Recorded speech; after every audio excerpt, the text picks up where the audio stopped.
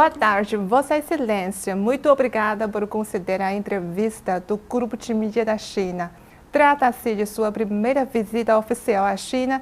Antes de vir à China, de quais de suas características o senhor havia ouvido falar? E depois de chegar à China, qual é a sua impressão sobre este país asiático? Muito obrigado.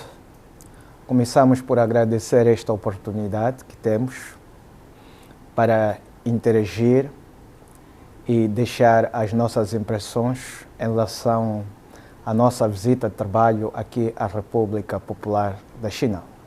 De uma maneira geral, a expectativa que tínhamos foi alcançada, para além, na verdade, das nossas expectativas. Tínhamos uma imagem da República Popular da China e confesso que fiquei total e completamente impressionado com o nível de desenvolvimento e o patamar que a República Popular da China atingiu. Nós sabemos que o senhor é membro do Comitê Central da Frelimo. Em sua visita ao Museu do Partido Comunista da China, você conheceu as conquistas extraordinárias do Partido Comunista da China ao longo de mais de 100 anos. Como o senhor avalia esta experiência?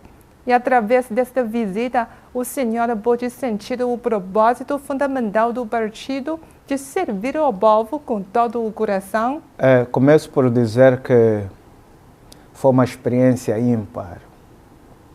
E quero saudar o Partido Comunista Chinês pelo empreendimento que é simplesmente magnífico e para além da sua estrutura linda, grande, mas comporta conteúdos extremamente importantes que vislumbram a luta do Partido Comunista e, sobretudo, o que eu chamo das vitórias do povo chinês.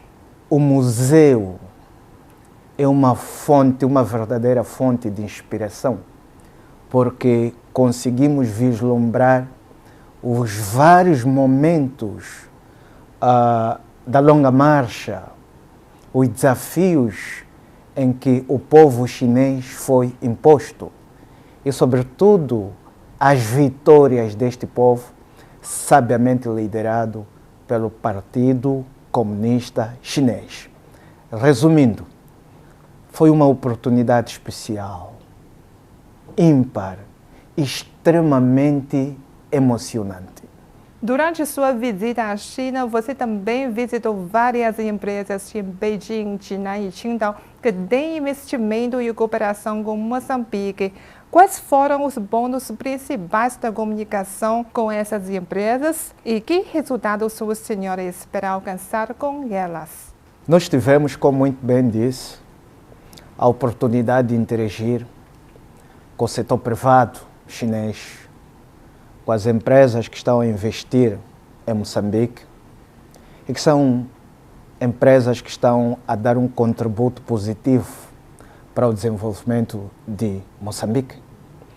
Ao longo dos encontros que mantivemos, passamos em revista o ponto de situação atual das relações econômicas e empresariais com essas empresas, mas também foi uma oportunidade para vivenciar os desafios e os sonhos que estas empresas têm em relação ao investimento em Moçambique. Foi uma oportunidade para que tomássemos nota sobre os principais constrangimentos que as empresas enfrentam e, sobretudo, foi um momento para encorajá-los para que possam continuar a investir em Moçambique dentro da iniciativa presidencial de Sua Excelência Presidente Xi Jinping, Cinturão e Rota, que elencam áreas importantes de desenvolvimento que, na nossa opinião, irá efetivamente colher o resultado que se pretende, que é de um futuro partilhado, um futuro de sonhos entre os nossos dois povos. Ao longo dos anos, a China e Moçambique têm mantido frequentes interações de alto nível e uma relação de cooperação estreita e amigável. Moçambique participa ativamente de vários mecanismos de cooperação multilaterais, como o Fórum de Cooperação China-África, Fórum Cinturão e Roda para Cooperação Internacional. Ao seu ver, quais são os aspectos de destaque na colaboração moçambicana com a China e como essa relação mútua vem dando dinâmica para a colaboração entre a China e os países africanos? Começamos por dizer que Moçambique apoia a iniciativa presidencial Cinturão e Rota. E a situação geográfica de Moçambique é completamente estratégica, porque Moçambique é banhado pelo Oceano Índico, tem uma costa enorme banhado pelo Oceano Índico, que faz com que seja um caminho certo para a execução da Rota da Seda, uma vez que alguns países vizinhos, que são os países do Interland, não têm ligação com o mar, e Moçambique desempenha este papel estratégico, sob o ponto de vista de localização. Abraçamos a iniciativa presidencial, mas numa perspectiva de ganhos mútuos. Pensamos nós que esta iniciativa irá aproximar os países africanos da China, e estes fóruns, China e África, têm sido um caminho fundamental para a consolidação, para a construção desta cooperação em vários domínios entre o povo chinês e o povo africano. Como Moçambique, pensamos nós que a cooperação irá desenvolver, sobretudo numa perspectiva econômica, porque a China consegue se impor, escreveu o seu nome no concerto mundial, é indiscutível hoje falar da China, e para nós constitui uma verdadeira fonte de inspiração, através das áreas devidamente elencadas, como é o caso das infraestruturas, o caso da industrialização, o caso da agricultura, das energias renováveis, como oportunidades para que o nosso país possa efetivamente continuar a cooperar com a China de modo a alcançar um objetivo comum. Ainda no âmbito das relações, nós destacamos várias atividades que são desenvolvidas em Moçambique com o apoio do governo chinês. A nossa relação é completamente de irmandade, de amizade, e há vários frutos. Nós podemos destacar, por exemplo, na nossa capital do país, tem uma ponte que chamamos de Ponte Maputo-Catembe, que tem sido uma premissa, a espinha dorsal para o desenvolvimento da cidade de Maputo. Mas também temos a Circular de Maputo, que foi construída por uma empresa chinesa, que de certa maneira criou dinâmica de desenvolvimento naquele centro urbano. Atualmente, neste presente ano, foi inaugurado o Centro Cultural Moçambique e China, que é uma infraestrutura extraordinária, enorme, que, na nossa opinião, irá aprimorar, criar dinâmica, sobretudo na troca de experiência cultural, uma oportunidade para que os jovens chineses e moçambicanos possam trocar experiência de modo a aprimorar cada vez mais as nossas relações de amizade que vêm de muito e muito tempo. Desde os primeiros dias da nossa independência nacional e devidamente consolidada pelos nossos dois presidentes, presidente Filipe Nyusi e presidente Xi Jinping, em 2016. Você já mencionou a iniciativa Cinturão e Roda. Este ano marca os 10 anos da iniciativa Cinturão e Roda. Sob esse quadro, a China e Moçambique realizaram uma ampla cooperação nas áreas econômica, comercial, energética e de construção de infraestruturas. Como o senhor avalia os resultados da iniciativa alcançados na última década? Positivo. Resumindo, é uma e única palavra: positivo. E só podemos encorajar para que esta iniciativa possa continuar, de modo a construir-se este futuro coletivo, futuro compartilhado que Sua Excelência o Presidente Xi Jinping defende. Arrolei na minha comunicação anterior que Moçambique beneficiou-se de várias infraestruturas e destaquei algumas. Posso mais uma vez destacar outras, como o aeroporto de Chongqing, na província de Xai-Xai, que é uma zona estratégica sob o ponto de vista de turismo. Para além de tantas e outras infraestruturas que foram desenvolvidas no nosso território nacional, mesmo em cumprimento desta iniciativa presidencial. Este ano, o primeiro-ministro de Moçambique, o Dr. Adriano Malian, participou no fórum que teve lugar aqui na China e manteve encontro com Sua Excelência o Presidente Xi Jinping, mas para aprofundar e estudar cada vez mais os mecanismos para que possamos tirar proveito desta grande iniciativa. E há vários projetos em carteira. O centro cirúrgico que está em carteira, que será uma instituição de promoção da saúde com impacto positivo, com investimento extremamente elevado e consolidado. E temos certeza que o mais alto nível continuará a dialogar. Você já mencionou o encontro entre o presidente chinês Xi Jinping e o primeiro-ministro moçambicano Adriano Malian, que veio à China para participar do terceiro Fórum Cinturão em Rota para a Cooperação Internacional.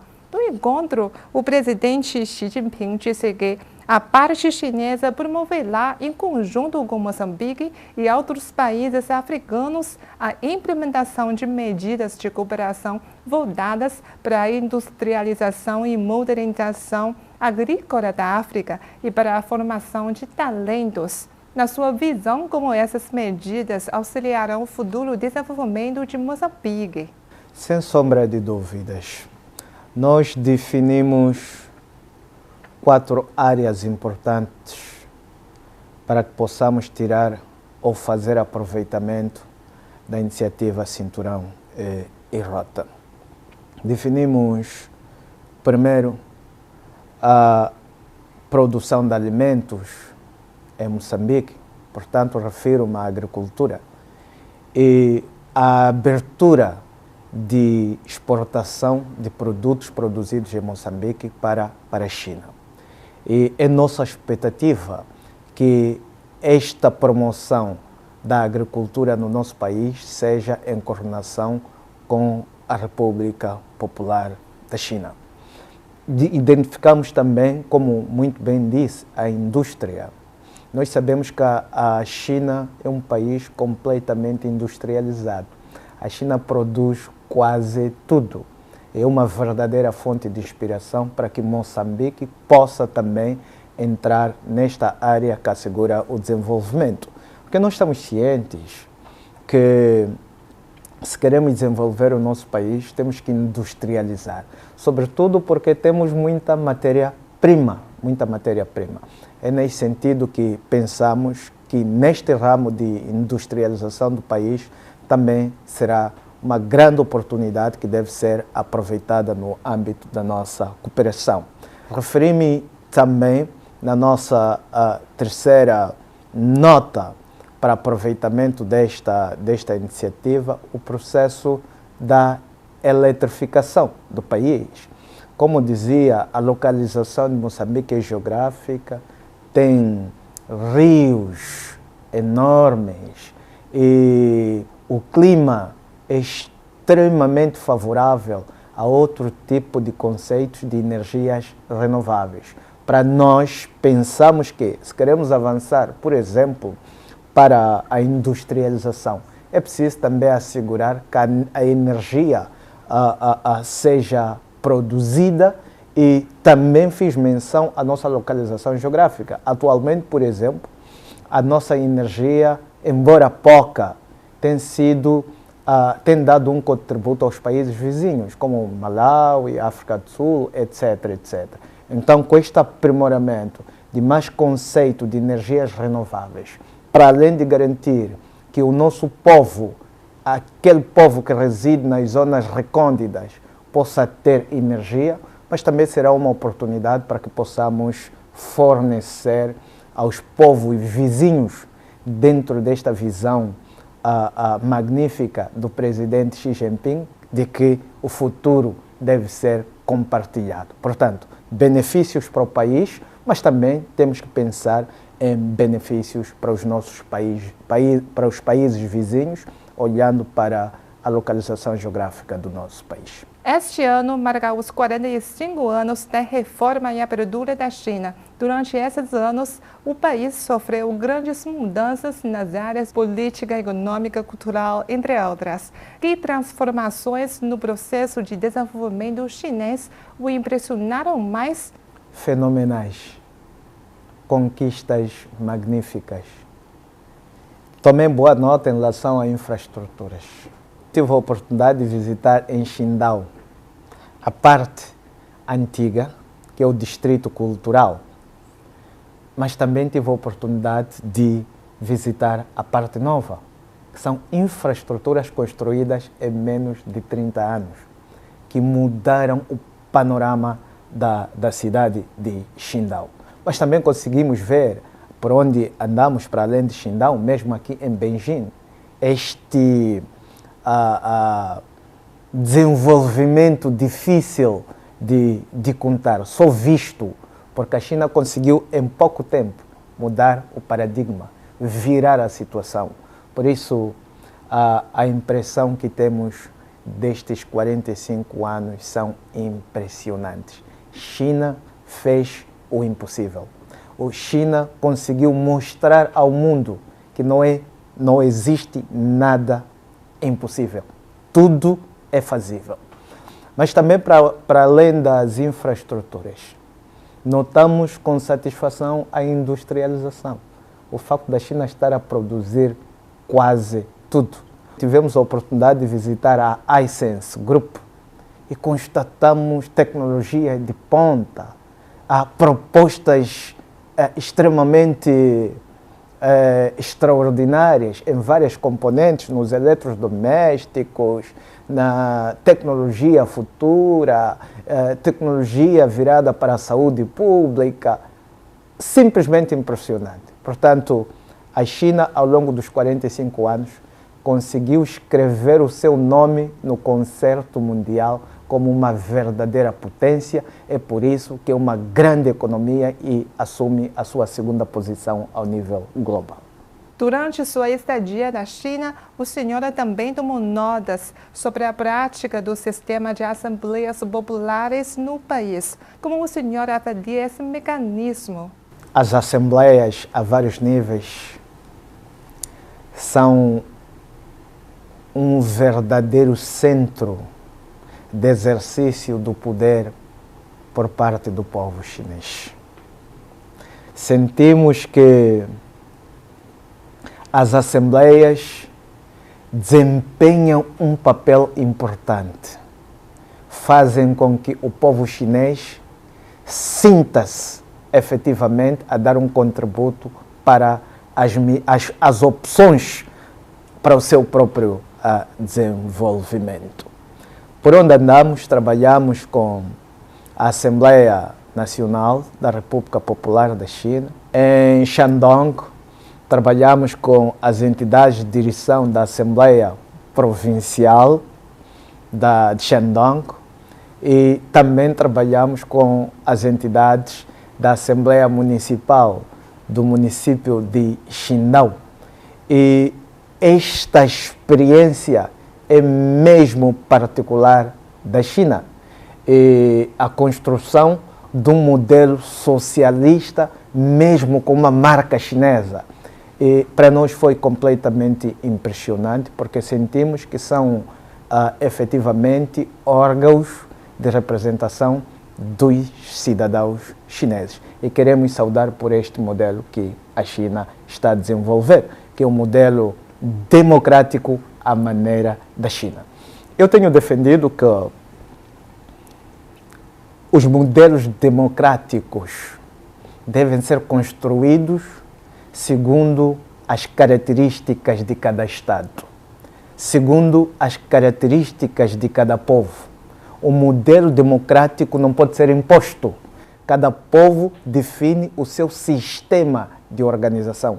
Cada povo define como quer participar no processo de desenvolvimento do seu país. E a China definiu um modelo extraordinário que está a trazer resultados.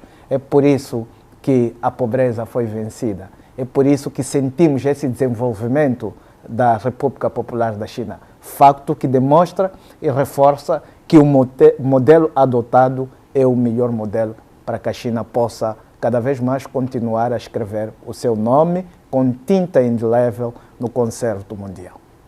Ao observar o sistema legislativo dos dois países, o senhor encontra alguma semelhança e que aspectos do sistema legislativo chinês deveriam servir de aprendizado? Há muita similaridade. Primeiro porque os nossos partidos começaram com os mesmos valores. O Partido Comunista Chinês e a Frelimo, que é o meu partido, tem um denominador comum, o bem-estar do povo. Em relação à similaridade nos órgãos legislativos, é mesmo nesta premissa de povo, de elaborar normas jurídicas que visam a trazer desenvolvimento e o bem-estar para o povo. Elaborar normas que têm um objetivo comum, o desenvolvimento dos nossos países. Os nossos órgãos legislativos visam a representar os interesses dos nossos povos.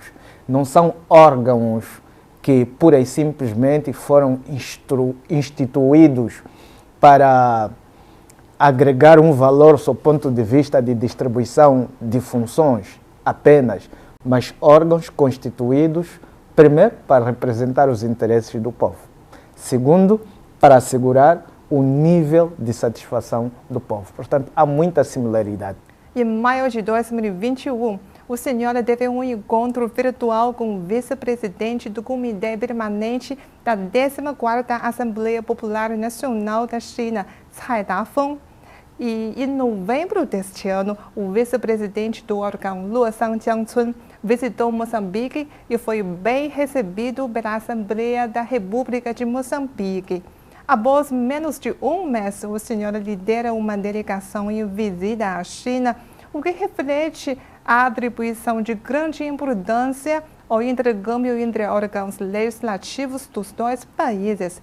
Qual é a sua opinião sobre o aprofundamento do intercâmbio e da cooperação sino-moçambicana nesse âmbito? Eu queria primeiro dizer que eu é que fui bem recebido na China. A recepção que me foi dispensada, que dispensaram a minha delegação, é uma recepção que dispensa comentários. Mas vale dizer que, de facto, mantive contato com o vice-presidente Cai Dafeng num formato virtual no ano passado, onde passamos em revista as nossas relações de cooperação como órgãos legislativos. Também formulamos convite e recebemos Sua Excelência o vice-presidente Lozang há pouco tempo em Moçambique, onde tivemos a oportunidade de também aperfeiçoar e refletir sobre as nossas relações de amizade como órgãos legislativos em representação dos nossos povos. E nesta oportunidade aqui estamos a visitar a China, também no mesmo diapasão. De facto, nós atribuímos uma importância significativa às nossas relações, porque como órgãos legislativos temos noção que nós representamos os nossos povos. Se representamos os nossos povos, a nossa história tem sido uma história comum. Como órgãos legislativos, pensamos nós que desempenhamos um papel importante para que os nossos órgãos executivos, a parte governativa, possa continuar a definir mecanismos mais acertados na nossa cooperação entre povos, entre países. E nós, como órgãos legislativos, desempenhamos um papel importante de modo a encorajar, de modo a assegurar que as nossas lideranças possam continuar a estreitar ligações para o bem dos nossos povos e países. Portanto, dos encontros que mantivemos, acordamos que temos que continuar a trocar experiência, que temos que continuar a falar, que temos que continuar a cooperar em várias áreas legislativas, nas preposições legislativas, na formação dos nossos deputados, na formação dos funcionários parlamentares, mas, sobretudo, também criar premissas para que os nossos executivos, as nossas lideranças possam continuar a aprimorar as relações, de modo a assegurar que a nossa amizade seja uma amizade perene. Na sua visão, como esses dois órgãos legislativos podem desempenhar um papel assertivo no impulsionamento da cooperação pragmática dos dois países em todos os setores, além da área legislativa? Nós estamos a fazer a nossa parte. Esta comunicação permanente entre os órgãos legislativos demonstram efetivamente que as Assembleias Legislativas têm este objetivo de assegurar que a cooperação seja cada vez mais intensa em vários domínios. E como dizia, enquanto representantes do povo, enquanto assembleias, temos o papel de persuadir as nossas lideranças, de persuadir toda a máquina que cuida da política diplomática, da política econômica dos nossos países. Mas também é uma oportunidade para que representantes que somos de mobilizar as nossas forças vivas da sociedade para que possam cooperar. É por isso que, ao longo da minha estadia, para além de conversar com os meus homólogos, mas tive a oportunidade de interagir com outras forças, como empresários, porque sei que na minha qualidade de representante do povo, como membro de um parlamento, também tenho a obrigação de criar premissas, de mobilizar, abrir oportunidades para que os nossos povos possam cada vez mais a cooperar e a estreitar cada vez mais as nossas relações de amizade. Muito obrigada, senhora Jorge, por compartilhar conosco sua experiência desta visita e sua visão sobre as relações sino-moçambicanas e a colaboração entre os dois países em vários aspectos. Muito obrigada. Eu é que agradeço, foi um prazer enorme estar na China. E reiteramos a nossa disponibilidade em receber as várias delegações chinesas em Moçambique para que continuemos a consolidar a nossa amizade de modo a construirmos um futuro risonho comum. Muito obrigado.